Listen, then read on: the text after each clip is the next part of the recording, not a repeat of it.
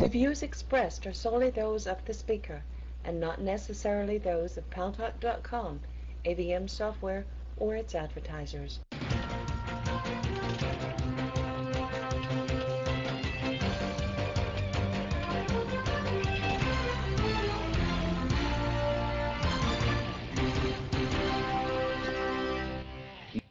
News Talk is online. News Talk Online is a production of Paltalk.com, the largest multimedia interactive program on the internet with more than 4 million unique users. Online on YouTube and on iTunes, and now thanks to our friends at CRN Digital Talk Radio, we're syndicated to cable systems serving an additional 12 million households. I'm your host, Gary Baumgarten. Hey, Boaz, you're a landlord, right? As a matter of fact, I am, yes. Well, there's another town, this one in Texas, Farmers Branch, Texas. It's a suburb of Dallas, who has now banned rentals to illegal immigrants, which means that if you are a landlord in Farmers Branch, you have to check with the federal government to see if a person is a legal occupant of the United States of America before you can rent that property to them. Well, I do that anyway, Gary. You do that anyway? Of course. If I rent to somebody, I need to see a valid driver's license. Well, a driver's license doesn't indicate whether they're legally in the country, right? Because a lot of states issue driver's licenses to illegals. Well, yes, that's true. But well, no, not exactly. They don't issue driver licenses to illegals. If you apply for a driver's license at the DMV, at least here in California, you have to show proof of citizenship. Wow.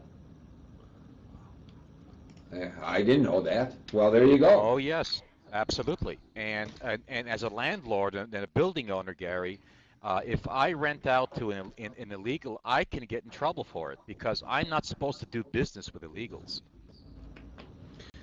Well, I don't know how you know, and I don't know whether I feel comfortable asking a person who comes to me to do business with me whether they're in the country legally or not, but that's very, very interesting. Anyways, yeah, that crossed the wire, and I thought I'd throw that at you. That's not our subject today, but maybe we ought to take a look at that. Maybe we ought to get my buddy Lou Dobbs over at CNN on the show sometime. I actually wanted to get Lou on the show, except his show and my show are on at the same time, or his comes on right after mine, and he wouldn't have time to be here at 5 o'clock New York time, unfortunately, but he'd be a great interview, I think. Today we're going to talk about the Second Amendment. Our guest is Genie Jennings. She is the national spokeswoman for Second Amendment Sisters. Why did I invite her here? Well, there is a case before the U.S. Supreme Court that challenges the District of Columbia's handgun control ordinance, and the SAS has become a party to that suit. They filed an amicus brief. Since 1975, all handguns in Washington, D.C., not registered beforehand have been deemed illegal. So that means that if you're a resident of Washington, D.C., or if you move to Washington, D.C., post-1975, and you want a handgun, you can't even register it. Legal firearms must be kept unloaded and disassembled or disabled by some means. Well, I thought the idea of having a gun was to protect yourself. The law actually goes so far as to prohibit movement of a firearm, believe this or not, from one room to another inside your own house. Can you imagine that? That technically, if you take the gun and move it from one bedroom to another, or from the study to the den, you're in violation of a law, which I don't know how the government has the right to come into my house and see what I'm doing. So, by the way, I feel the same way about certain laws, arcane laws about sexual conduct. What consenting adults do in their homes behind closed doors is between them. It's none of the government's business, frankly, as disgusting as I may find what they do. In fact, I don't even want to know what they do. Anyways, according to the SAS, this case is about the right of an individual to keep a working firearm in his or her house. This does not address prohibitions toward carrying a gun in a public place, which is really what I understood handgun control to be about. You know, the bad guys walking up the street and shooting each other up and shooting innocent citizens up in the process. No, you can't even have a gun in your own house in Washington, D.C. So, welcome to the show, Genie Jennings. Did I set this up properly? You stole all my thunder. I don't know what else I have to say. Well, you were a great guest. Thanks for joining us. No, don't go away. We got a lot of people who want to talk to you, Genie, so this will be fine. Genie is our own Annie Oakley here on Paltalk. I actually went on the internet to look for pictures of you, and every picture I have of you is at a firing range. Are you pretty good with the pistola? Oh, no, I have lots of pictures on there that were from speeches. No, I'm okay. I'm not a big gun person as far as shooting guns. I'm more a gun person as far as wanting our rights protected.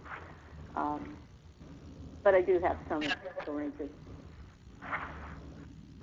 So what's wrong with this ordinance in Washington, D.C.? And am I correct in my assumption that this is the most restrictive ordinance in the nation? I really couldn't tell you whether it's most restrictive. It's an extremely restrictive one. That's what's being argued, that it's even a little bit more convoluted than the way you put it. Mrs. Parker, the person that had the title of the original case, was not allowed to own a gun because she couldn't register the gun because she didn't own the gun before it could be registered. I mean, it's a circle. There's no way to do it, and that I think is how the case got handled in the appellate court, that the law just prohibits everyone from having a firearm. It's not just handguns in Washington, it's any firearm. One of the defendants in the case, the original case, had a shotgun, but she couldn't have the shotgun so it becomes a fancy club. Well, a shotgun is clearly not a concealable weapon unless it's sawed off, and frankly, a shotgun is probably the best defensive weapon that you can have in a house, because if you load it properly, it's going to spray, and you're not going to miss the bad guy as he comes through the door to attack you. So I do not understand the restrictiveness of this. And by the way, Genie Jennings, could you speak a little louder, maybe move a little closer to the phone, because I'm straining a little bit to hear you here. Okay, I'm on a speakerphone. I can go on the regular phone. Yeah, probably you should pick that. Probably you should pick that up because I can hardly hear you. So okay. So a lot of times we've heard in our virtual auditorium, people are texting, and there are people who are waiting to talk to you on mic as well, and we'll get to them in a second. But Dan in Pennsylvania, and we've heard this many times, when guns are outlawed, only outlaws will have guns. That's a nice little bumper sticker phrase that the NRA might give you if you write to them and to ask for a bumper sticker for your car. But in Washington, D.C., is that basically really the case? What Dan suggests, Genie Jennings, because to my knowledge, the crime rate by handgun, the number of people shot, the number of people killed by handgun has not decreased since this law came into effect in 1975. I'm not positive of this, but I believe that it's actually gone up. Yes,